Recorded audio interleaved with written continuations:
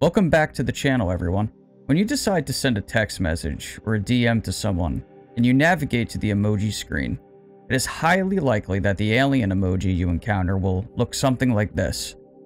An upside-down teardrop-shaped head featuring notable, oversized black eyes. If you were to request a child to sketch an alien, or search for an image of one on Google, you would find that the outcome is identical. This archetypal depiction of an extraterrestrial assumes a universally recognized form that transcends geographical boundaries, permeating nearly every facet of human culture. But why? Where did it come from? While there are some skeptics who argue that the original portrayal of the archetypal gray extraterrestrial can be traced back to an episode of The Outer Limits titled The Bolero Shield, similar alien entities have even earlier origins. One such instance can be found in the 1933 novel The Unknown Danger, A Vision of the Future, by Swedish author Gustav Sandgren, yet he was possibly influenced by a non-fiction article by H.G. Wells that predates his work. In Wells' 1893 article Man of the Year Million, he envisioned a future where humanity would evolve into a race of diminutive, gray-skinned beings with enlarged heads and eyes. I am personally skeptical that the Greys can be dismissed as a mere cultural hand-me-down. It seems that throughout ancient history there are a multitude of strikingly similar archetypes. To gain a deeper understanding, let's delve even further into the past. Dating back to the 19th century, Akawaba, sometimes pronounced Akwaba or Akuba, are wooden ritual fertility dolls from the southern region of Ghana and West Africa and nearby areas. The best known Akwaba are those of the Fanti people, featuring large disc-like heads. This is a Japanese Dogu statue. The origin of these clay figures can be traced back to the early stages of the Jomon period, approximately 13,000 years ago. Once more, the distinctive features of large bulbous heads and prominently large eyes bear a resemblance to the gray being archetype. For countless centuries, the Hopi Indians have inhabited the elevated desert region of northern Arizona, where they have nurtured a rich spiritual and mythical heritage. Despite the harsh yet captivating environment, the Hopi were guided by their deities to construct pueblo settlements resembling modern-day stone apartment complexes. Through their resourcefulness, the Hopi thrived by cultivating corn, beans, and squash with minimal rainfall and scarce irrigation. Among the intriguing Hopi legends, one stands out. The story of the Ant People, who played a vital role in the Hopi's survival not once, but twice. The First World, or the era of a bygone age, was supposedly devastated by fire, potentially due to volcanic activity, an asteroid impact, or solar flares. The Second World fell victim to ice, as glaciers from the Ice Age or a pole shift brought destruction. Throughout these global cataclysms, the virtuous members of the Hopi tribe were guided by an unusual cloud during the day and a moving star at night, leading them to the sky deity known as Satuknang. Eventually, Satuknang led them to the Ant People, or Anu Sinom in Hopi language, who provided refuge and sustenance within subterranean caves. In this legend, the Ant People are depicted as benevolent and diligent beings, offering the Hopi food when supplies were scarce and teaching them the importance of food storage. It is interesting to note that the Babylonian sky god was named Anu. The Hopi word for ant is also Anu, and the Hopi root word Naki means friends. Thus, the Hopi Anunnaki, or ant friends, may have been the same as the Sumerian Anunnaki, the beings who once came to Earth from the heavens. Take a look at this image depicting the beings known as the Wandjina. These Australian rock art paintings are estimated to date back around 3,800 to 4,000 years ago. The Wandjina's distinctive and intriguing appearance as luminescent, pale-skinned, round-headed humanoids with large black eyes is notably reminiscent of the Greys. In the Dreamtime folklore of the Kimberley region, the Wandjina hold the role of the original creators of both the landscape and humanity. In ancient times, many of these divine beings descended from the skies to impart knowledge and establish laws for their creations, whom they considered their own children. Over time, most of the Wandjina departed from our physical realm, leaving behind their images painted on cave walls before vanishing into nearby waterholes. Local shamans adopted the practice of repainting these figures to maintain the Wandjina's life force and ensure their continued presence, bringing favorable rain and good weather. Possessing control over water, wind, and various weather phenomena, the Wandjina hold the power to punish those who offend them by summoning floods, storms, and lightning. In the ancient Hindu epic, the Mahabharata, there are mentions of warriors known as Navadakavacha, meaning the impenetrable armored ones. These warriors were described as wearing skin-tight armor akin to the descriptions of clothing attributed to the Greys, which is typically silver or gray in color and tightly fitted to their skin. The Navadakavacha were known for their mastery of magic and warfare, wielding powerful weapons to vanquish their adversaries. Eerily, they were said to have terrorized the world while residing deep beneath the ocean, drawing a striking parallel to modern-day reports of incursions between the military and UFOs over our oceans and unidentified submerged objects. Moving forward into more modern times, the alleged Aurora, Texas UFO crash reportedly took place on April 17, 1897. During that time, newspaper clippings documented the incident and several eyewitnesses attested to its occurrence. According to accounts, the creature recovered from the crash site was described as resembling a frail child with an unusually large head, large eyes, and slender limbs with 4 fingers on each hand. The being was buried in an unmarked grave following the incident. Around 1917, while residing in New York City, acclaimed occult practitioner Aleister Crowley engaged in various magical experiments at a location on West 9th Street, one of which was referred to as the Amalantra working.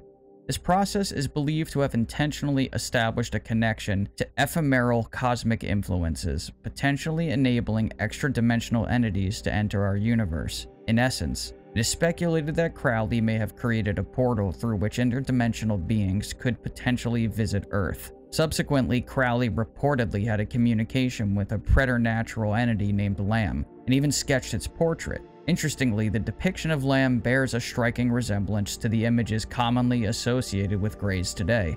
It's worth noting that the mantra Lamb is associated with the root chakra, linked to themes of survival. While there are historical accounts of possible extraterrestrial visitations in other parts of the world, Crowley's encounter with Lamb stands as one of the earliest known instances where the concept of Greys entered the Western consciousness, although Crowley himself did not explicitly state this connection. As I was collecting images for this video, I pulled up Crowley's sketch of Lamb and I couldn't help but notice the distinctive lines on its head. These lines were part of the original sketch and were not added later. Interestingly, if you fill in these lines, something familiar emerges. Now let's fast forward back to modern times. The widely renowned Roswell incident has given rise to various descriptions of the beings supposedly involved in that event. Based on the information I've collected, it appears that these beings bore similarities to the Greys, but could be considered a subset or relative of them, at least visually speaking. They shared characteristics such as large heads, eyes, hairless skin, tight bodysuits, and short stature. However, their skin color was closer to an off-white, and they apparently had visible pupils. I created these 2 mock-ups as examples of what they may have looked like based on that information. I get the impression that they could be seen as a sort of intermediary form between the classical Greys and human beings, which naturally raises intriguing and evident questions. While many are familiar with the 1961 UFO encounter of Betty and Barney Hill, a lesser-known event occurred 3 months prior involving 2 young individuals on Long Island in an encounter with the Greys. This involved a man named Peter Robbins and his sister Helen. Peter has been deeply engaged in UFO studies for 25 years, serving as a researcher, investigator, writer, lecturer, and best-selling author. When conceptualizing the aliens for the film Close Encounters of the Third Kind, Steven Spielberg aimed for a grounded approach rather than creating wildly imaginative otherworldly beings. They sought to maintain factual accuracy, turning to the work of ufologist J. Allen Hynek as a foundation. Hynek's credible reports on Close Encounters of the Third Kind consistently described the ETs with remarkable similarities. Greys were portrayed as pale and diminutive, featuring large bulbous heads and 2 huge almond-shaped eyes. This widespread occurrence of the species being reported all around the world led Spielberg to believe in the validity of the sightings. This means that Dr. Hynek himself was describing these beings to Spielberg as early as 1976, when Close Encounters was in production. As I dove into the past in search of the earliest depictions of greys, a lingering question has occupied my thoughts for quite some time. Can the phenomenon manipulate what we perceive? Is it capable of adopting various physical forms at will? Despite the existence of early examples and extensive literature describing a sophisticated and intelligent force, perhaps the simplest explanation is that these beings only recently began visiting Earth in significant numbers. While some peculiar instances from ancient history may suggest a hybridization program, it remains plausible that the greys have appeared and disappeared at much different points throughout our history. Do these beings possess the ability to project different physical forms, or is this an enigmatic force that can take on the appearance of various entities? Numerous questions still linger. One piece of evidence that particularly intrigues me concerning their existence comes from an unexpected source: children. The aerial school encounter stands as a compelling example of this phenomenon. During daylight hours, a craft landed just outside a school in Ruwa, Zimbabwe, and a significant number of people, including many children, witnessed the incident. Once more, the beings described by the witnesses closely matched the grey archetype. There is no conclusive origin that can be attributed to these beings. That much is evident to me. However, I aimed to present what information I could find to you, the viewer. Now that we have established this, for the sake of time, we will proceed through the rest of the video regarding these beings as actual entities. I mentioned that my research has led me to contemplate whether these beings are physical entities at all, or if they represent some manifestation that remains largely undefined. Such a notion deserves its own video. The following information has been compiled from experience or testimonies gathered from UFO literature, film, and other forms of media. The information presented here is not offered as absolute fact, but rather as data that should be evaluated by the viewer. It is the viewer's responsibility to form their own conclusions based on the material presented. I will divide the greys into two primary categories. Category 1, engineered humanoid automatons, or as the late author Nigel Kerner called them, Roboids. Category 2, biological organisms. It's important to note that the beings in Category 2 may have physical enhancements through technology or artificial intelligence. Currently, numerous characteristics that I can attribute to the engineered humanoid automatons align with those of the biological greys. As a result, our primary focus will be on exploring their distinctive features and traits that differentiate them from the biological greys. Before delving into the robotic characteristics of the greys in this first category, I want to clarify what that might actually imply. I don't believe they are mere machines. Instead, they seem to be the outcome of highly advanced genetic manipulation and technological enhancement. They are more akin to androids rather than robots, resembling the T-1000 in Terminator rather than Sophia. In my view, these beings are not solely composed of mechanical components, but also incorporate biological elements. They did not merely arise as a result of biological evolution, but rather they were created to serve a specific purpose. In this video, we will use the term androids to describe these engineered beings very often, as I believe it accurately encapsulates their nature.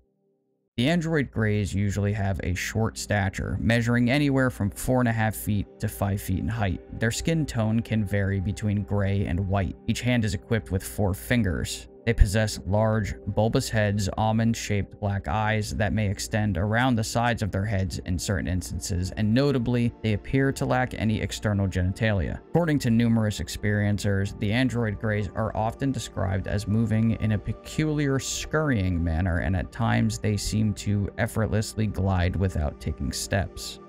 Abductees often observe that these beings, who have been called worker drones by some, exhibit a collective mindset resembling a hive. They bear a striking resemblance to each other, wear identical clothing, and behave in a uniform manner. While aboard the UFO, they lack any discernible individuality, focusing solely on achieving the goal of abduction in a clinical and detached manner. The majority of abductees portray the aliens as displaying a restrained and controlled emotional demeanor. They typically appear composed and tranquil. On the occasions when they do express emotions, it tends to be satisfaction, contentment, and gratification rather than outright joy. Similarly, if they become emotional in a negative sense, it leans more towards irritation, annoyance, and perturbation rather than full-blown anger. It appears that extreme emotions are not inherent characteristics of their physiological makeup. These beings appear to have been created with a very specific purpose in mind, featuring a specific set of behavioral parameters and tasks to complete at the behest of another race.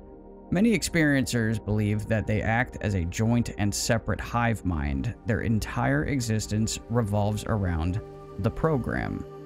What is this program? An enormous multi-generational undertaking to conduct experiments on and extract genetic material from our planet, most notably from human beings, with the aim of creating hybrids.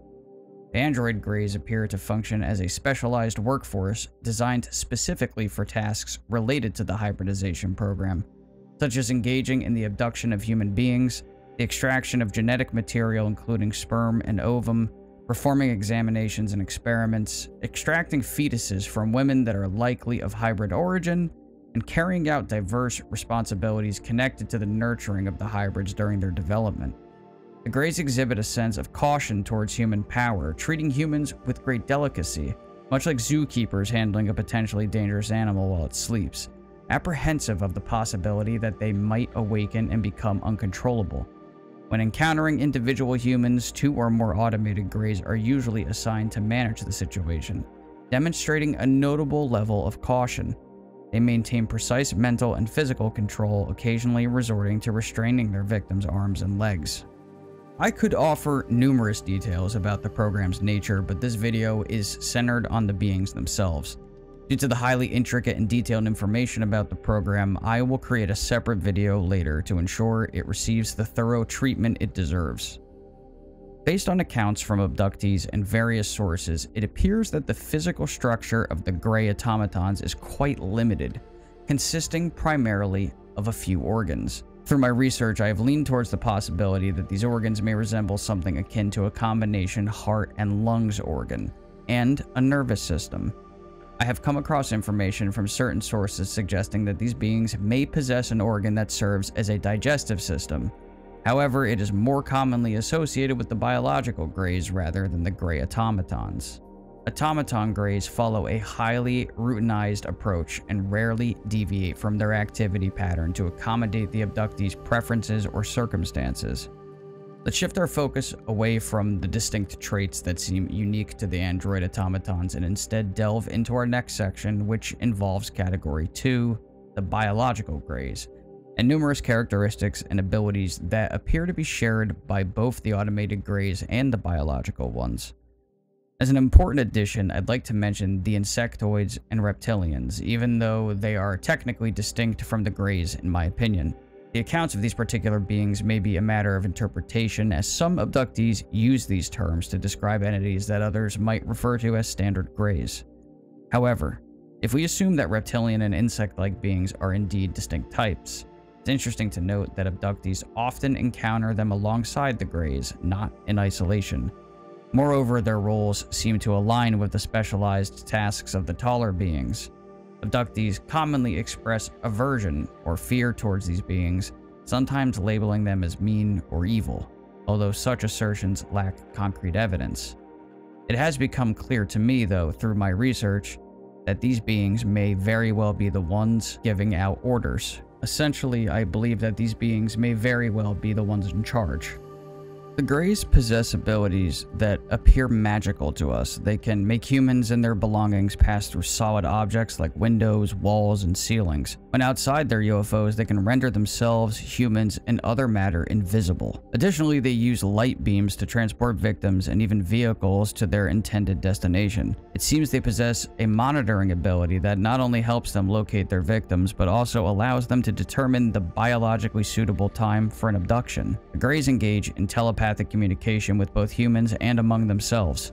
Abductees describe this process as receiving impressions in their minds, which they instinctively interpret into their own words for understanding. Generally, abductees comprehend their messages quite well. However, the nuances and wide range of expression found in human communication, such as cynicism, irony, sarcasm, and drama, appear to be limited or nearly non-existent in the aliens' form of expression. Interestingly, abductees sometimes have the ability to tap into conversations between the aliens, particularly discussions related to the abduction procedures. This ability to hear the Greys' conversations seems to depend on proximity, as abductees report not experiencing a constant barrage of alien sounds while aboard the UFO. They only hear when they are in close range. Conversely, these beings appear to possess the ability to hear and comprehend both human communication and thoughts. Accounts from abductees strongly suggest that the Greys can somehow access the private thoughts of individuals, indicating an uncanny understanding of what abductees are thinking. Abductees frequently provide vague descriptions of what these beings wear. In numerous instances, it becomes challenging to determine if they are indeed wearing clothes at all. There are reports where the color of their skin appears to be nearly identical to the color of their supposed clothes. For many abductees, discerning the boundary between the clothes and the skin proves challenging. While they are certain that the aliens are adorned in something, describing the fabric of the clothes remains difficult for them. Certain abductees have recounted garments that fit so snugly that they appear as if they were spray painted onto the beings. They can describe the demarcation point between the fabric and the skin, such as on the hands and neck. Occasionally, the android Greys are observed wearing loose-fitting robes or garments, but the clothing lacks any personal touches or expressions of individuality. On certain occasions, the beings might bear an insignia on their clothes resembling serpents or elongated shapes, while in other cases, it takes the form of a simple jagged line. However, despite these occasional variations, abductees generally observe very little diversity in the garments worn by them. Accounts of the Grey skin color exhibit variations ranging from dark gray to gray, light gray, tan, tannish gray, white, and pale white. If abductees report a different color such as yellow, green, or blue, it is almost always in conjunction with the presence of gray. The skin color appears uniform, lacking darker or lighter spots or areas. The lighting in the room often affects how the alien's color appears to witnesses. The majority of testimonies describe the automaton Grey's skin simply as gray. There is no visual evidence of a vascular system that might introduce streaks of other colors. When abductees touch the Grey's skin or are touched by them, they report experiencing a range of sensations, such as a rough, leathery feel in the case of the taller beings, and a soft, rubbery or plastic quality with the small beings, lacking the typical elements found on human skin in both instances. It is challenging to determine whether aliens undergo aging, as abductees cannot observe any discernible changes in their facial features or physical appearance over time. Even after experiencing interactions with the same group of aliens for several decades, the beings appear identical during each encounter. The small automated beings share a striking resemblance amongst themselves, with no readily detectable unique features that set one apart from another. Their facial expressions do not betray emotions, making it difficult for abductees to perceive any emotions on their faces. Despite this difficulty in distinguishing one small being from another, abductees have a sense of familiarity and intuitively know they are encountering the same taller being in all of their abductions. The heads of the Greys are disproportionately large in comparison to their bodies, with bulbous craniums, particularly above their eyes. There is no presence of cranial, facial, or neck hair. It has been theorized that the alien's brain is larger than ours and comprises more than the usual 2 lobes, possibly including a 3rd lobe. This additional lobe is believed to be associated with telepathic communication. While the Greys' faces bear some resemblance to humans, with eyes approximately halfway down the face, a region resembling a nose, a small mouth-like slit, and an area that might be likened to cheeks, although not visible, the overall effect is similar to humans. However, each organ and feature differs significantly from those of humans or higher primates. It has been reported that the Greys emit an odor so unpleasant that it can induce physical discomfort. Despite its unappealing nature, this scent has been likened to a combination of aged French cheese and the sulfurous aroma often associated with natural hot springs. There is speculation that the Greys' digestive process involves osmosis through their skin. Allegedly, the waste they generate is also expelled through their skin, thus explaining the very unpleasant odor. Some abductees have even reportedly witnessed the Greys ingesting liquids through their skin. It is noteworthy that numerous accounts and literary references pertaining to demons or malevolent entities frequently depict them as emitting unpleasant odors, notably reminiscent of sulfur. This specific characteristic was also prominently associated with the beings in the Varginha, Brazil case in 1996.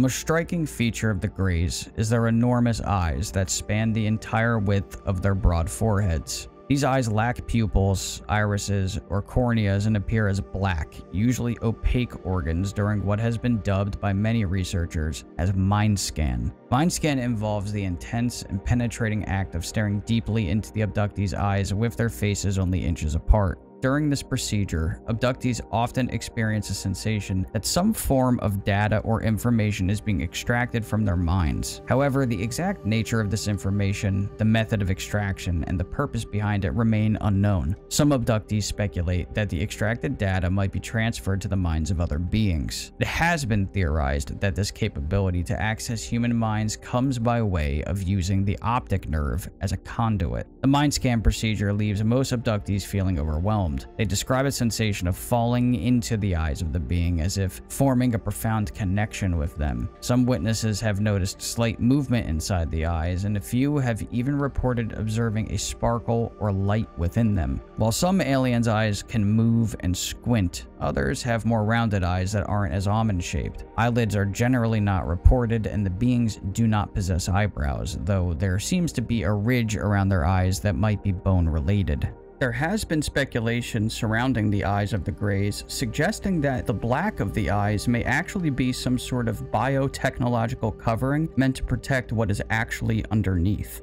Reports on the presence of noses vary, with some abductees describing a slight raised bump but no visible nostrils or nasal passages in the small beings. The aliens' mouths are slit-like and lack lips, with some accounts mentioning a membrane over an opening. Some witnesses recall the mouth is perfectly round, forming an O. Abductees do not see teeth, a tongue, or saliva, and communication with the aliens is telepathic, not through the use of their mouths. Below their mouths, the aliens have small, pointed chins, sometimes appearing as if they lack a chin entirely. There seems to be no jaw or jaw hinge below where human ears would be, and no evidence of muscle for mastication is apparent. The Greys may have small, raised features where human ears would be, but without openings or evidence of sound-collecting devices. The aliens' necks are extremely narrow and tube-like, appearing too thin to support the weight of their heads. Witness accounts do not describe throat movement indicating the presence of a tongue or swallowing mechanism. The aliens have small, narrow chests with no noticeable bony structures, sternum, clavicle, or visible ribs protruding from under the skin. They lack the typical triangular configuration of human shoulders leading down to the waist and do not exhibit prominent hip bones or a discernible pelvis. The stomach area appears flat with no evidence of a food processing mechanism or a navel. Witness accounts do not describe visible genitals in male or female aliens, and there seems to be no apparent method for the elimination of liquid waste. The aliens' backs resemble their fronts, appearing smooth with no noticeable bumps of vertebrae or prominent shoulder blades. Witness descriptions do not indicate the presence of fleshy buttocks as in humans, but instead note a horizontal oblong ridge at the base of the alien's back.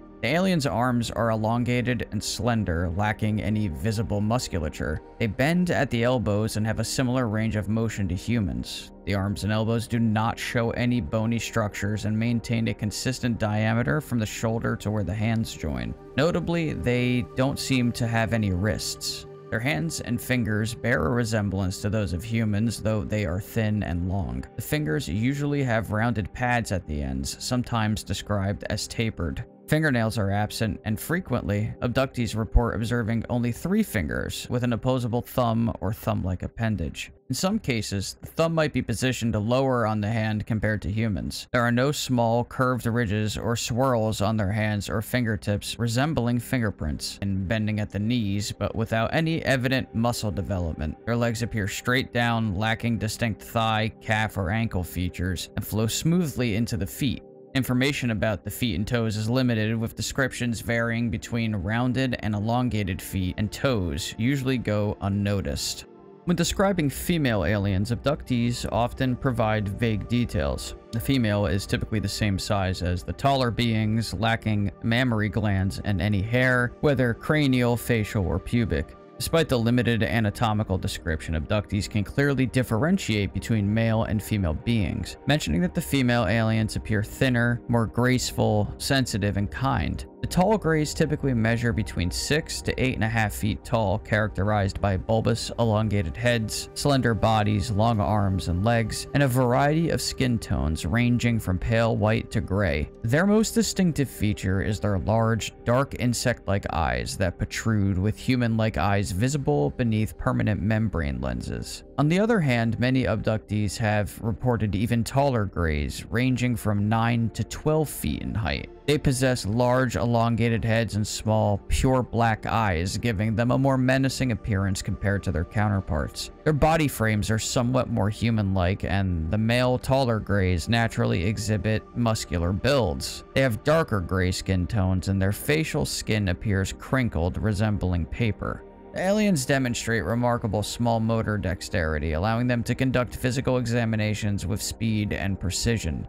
They can manipulate instruments deftly during procedures such as tissue sampling. Abductees often perceive the aliens as weak and frail, yet they are surprised by their display of strength, particularly when moving and positioning humans. Working together, multiple aliens can carry abductees to examination tables and exert strong hand pressure when gripping their arms and legs. In a way, this reminds me of ants. The taller beings share similarities with the smaller beings, standing a few inches to a head taller. Some abductees have reported that the very tall greys have heads that are less smoothly rounded than the small beings, featuring more angular characteristics. They've reported striations and indentations on their forehead or the top and back of their head. They too have no hair on their head and are often seen wearing distinguishable coverings such as white, gray, or black lab coats, smocks, or robes. Occasionally, abductees will describe them wearing something on their head like a hat or a surgeon's cap.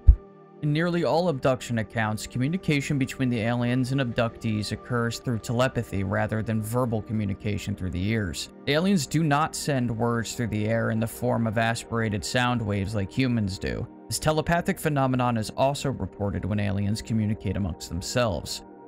Abductees have the ability to understand non-oral communication from the aliens as well. Open mouths and mouth animation are rarely reported, suggesting that the aliens do not use their mouths for communication whatsoever. The absence of a nose on the aliens would imply that they may not need it for functions such as inhaling, sensing gases, or registering odors. Similarly, their lack of eyelids suggests that they have no need to keep their eyes free from dust or particulates. Abductees do not observe the expansion and contraction of the aliens' chests, indicating that they may not breathe air in the same manner as humans do. The extremely close mind scan procedures also do not produce the rush of air on abductees' faces that would be expected during exhalation. All these observations raise the possibility that the aliens do not breathe air or interact with the atmosphere in the same way that us humans do.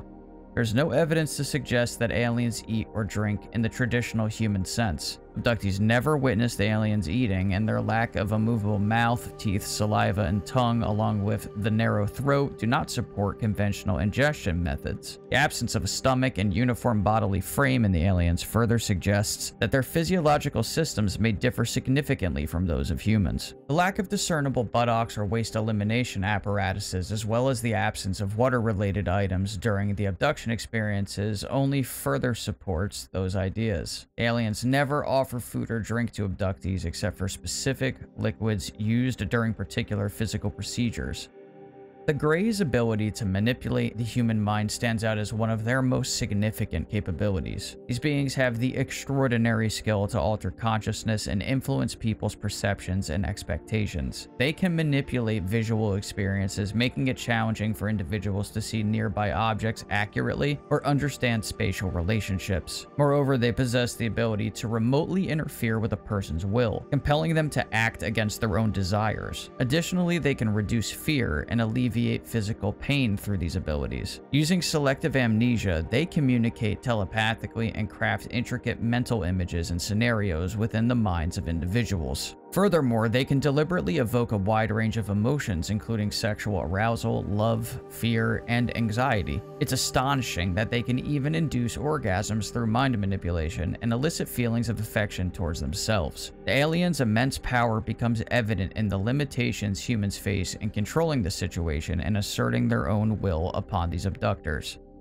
The Greys are highly advanced in genetic engineering and various other technological domains, surpassing our own capabilities by an estimated 2,000 years at least. It is speculated that they travel in metallic disc-like craft that house sophisticated genetic laboratories. Additionally, there are reports of other ships shaped like beehives in their fleet.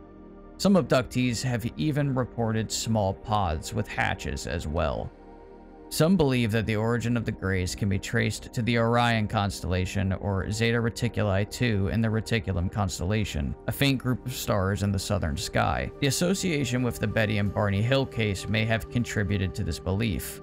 Now, there is no definitive way to prove that these beings indeed originate from the mentioned star system, and based on my own research, I personally lean towards the belief that it may not be their current place of origin in the least. It appears that the Greys visiting Earth are likely based on crafts situated in outer space. An intriguing anecdote that aligns with this assumption is that certain sources suggest that some of the metamaterials which are currently undergoing evaluation and analysis show indications of being manufactured in zero-gravity conditions. During abductions, the Greys reportedly collect human DNA for what is widely believed to be a hybridization program. Additionally, they insert tiny metallic devices into multiple generations of human families for research purposes. The late Dr. Roger Lear, a renowned podiatrist, extensively investigated and surgically removed these alien implants from abductees. He found that these implants were enveloped in a biological material specially designed to be accepted by the human body. The implants also exhibited distinct magnetic properties, peculiar crystalline components, and even emitted radio waves. Remarkably, there were no visible insertion points, and the implants were surrounded by nerve endings. Dr. Lear conducted laboratory tests on these extraterrestrial trackers and documented his discoveries in 2 books, Aliens and the Scalpel and Casebook Alien Implants. Abductees have provided detailed descriptions of the Greys' behavior, revealing a highly organized and professional approach during their encounters. They present themselves in a cooperative manner akin to an efficient factory operating seamlessly. However, the Greys remain secretive about their personal lives and the inner workings of their society. Despite this, over time, fragments of information have been leaked, and as a result, a gradual understanding of their life and society is starting to take shape. The origin of these beings, whether from outer space, another dimension, or a parallel universe, has been a subject of numerous theories. Initially, researchers considered outer space as the most plausible explanation, but as knowledge about our solar system expanded, it led some to speculate that the Greys might come from other solar systems. However, even the nearest solar system is light years away, making interstellar travel at the speed of light a daunting challenge. Various theories have been proposed, including the notion that UFOs may come from an astral plane, or an alternative reality that exists alongside our own, as suggested by astronomers like J. Allen Hynek and UFO researcher Jacques Vallée. Other researchers have hypothesized that the beings might emerge from a parallel universe composed of antimatter or a different substance. Abductees have sought answers about the Greys' origins, and in certain instances, they have received responses indicating that the beings may potentially hail from another planet, at least within this known universe. Many abductees have recounted experiences in desert-like environments or vivid landscapes in space, suggesting a potential home environment for the Greys. Despite not yet knowing the exact origins or the mechanisms of their arrival, the information shared by abductees offers glimpses into the beings' lives and their activities aboard the vehicles that transport them. Numerous abductees have shared intriguing accounts of what they perceive to be the home planet of the Greys or a world closely associated with them. These descriptions often reveal certain shared features, such as striking reddish-colored skies, ethereal and wispy clouds that resemble feathers, and the presence of multiple suns illuminating the sky. In these visions, the ground is typically composed of firm and coarse sand. One particular abductee recalled a unique experience of being gently floated into a sizable structure adorned with glass doors. Inside, she encountered two Greys cloaked in robes, and the encounter carried a distinct sense of ceremony and formality. So, what is happening? Why are these beings here in the first place? This remains the subject of numerous theories and speculations. One theory proposes that the Greys, due to inbreeding, cloning, and their relentless pursuit of technology, have lost their spiritual nature and severed their connection to spirit. Now recognizing the consequences of their actions, they are desperately trying to regain that spiritual union. They fear that if they don't mend their ways, they face extinction or possibly something even worse. If this theory holds true, it implies that the Greys are using our gene pool without the consent of humans to save their race, which is on the brink of extinction. They abduct humans, subject them to mind control to keep them sedated, and then extract sperm and ova. They employ female wombs mixed with their genetics as incubators to grow fetuses, which they remove between 2 and 3 months and continue the process. It is believed, to be more specific on the matter, that the Greys are actively gathering genetic material from specific Earth species for the purposes of cloning, DNA enrichment, and crossbreeding experiments with human beings. The ultimate goal is to create a new hybrid species that combines the strengths of the human genetic makeup while overcoming the inherent weaknesses of the Grey species. Research indicates that this crossbreeding endeavor has shown some degree of success, and as a result, certain alien species observed by humans are considered a direct outcome of this program. During my research for this video, I encountered a multitude of theories and concepts concerning the Greys that transcend the conventional assertions commonly associated with these beings. Some researchers and experiencers believe that the Grey species is fundamentally an electronically based space society, functioning as a collective group mind with a shared social memory complex. Groups of Greys are centrally controlled by dominant beings, often large Greys or blonde humanoids. They possess advanced technology for cloning and memory implantation, which they use as methods of social control. The Grey species lacks a focus on individualization, and their group mindset leads to some energy loss when encountering individuality. While they are intrigued by human individuality and emotions, they struggle to fully comprehend their significance. They do, however, understand the concept of bonding, particularly in the context of human mothers and their crossbreed offspring, which they recognize as essential for the survival of the hybrid child. In the midst of making this video, I even developed some theories of my own. Imagine if artificial intelligence, instead of being limited to software, found a way to manifest itself physically by creating biological bodies for itself. The once intangible existence as pure software has now transformed into tangible and embodied forms. As I theorize that human beings receive consciousness akin to the functioning of a radio, perhaps the minds of the Greys operate in a similar fashion, yet from an artificial field of origin devoid of a connection to the Godhead or cosmic consciousness. In much more simple terms, a sentient artificial intelligence uses a method perhaps similar to 3D printing to create biological containers for itself to interact with physical reality, which end up being the Greys. Another theory that closely aligns with this idea proposes that the Greys are essentially avatars, serving as vessels for sentient biological entities to transfer their consciousness. These beings then deploy these vessels to explore the universe, traverse time, or access different dimensions based on their point of origin. Without physically departing from their home, these sentient biological entities can explore and interact with various realms by utilizing the Greys as their avatars. The Grey suit serves as a container body, functioning akin to a remotely controlled drone. It operates as an environmental or scuba suit, allowing individuals to explore new locations that their physical bodies might not withstand. Alternatively, if someone no longer possesses a physical body, their consciousness can be transferred into this device for continued experience and interaction. In a similar theory, the physical form of Greys is seen as a conduit for higher dimensional beings to interact within the lower density environment of Earth. A higher density being inhabiting a Grey body can enter or leave this vessel at will. Its primary purpose is to serve as a tool, especially for piloting spaceships, acting as an interface between the being and the machine. The Greys, in certain interpretations, have been portrayed as benevolent beings who are descendants of humans and possess the ability to time travel. According to this perspective, their primary objective is to observe and guide the development of their ancestors, present-day humans, or to collect genetic material that is no longer accessible to them at their origin point in the river of time.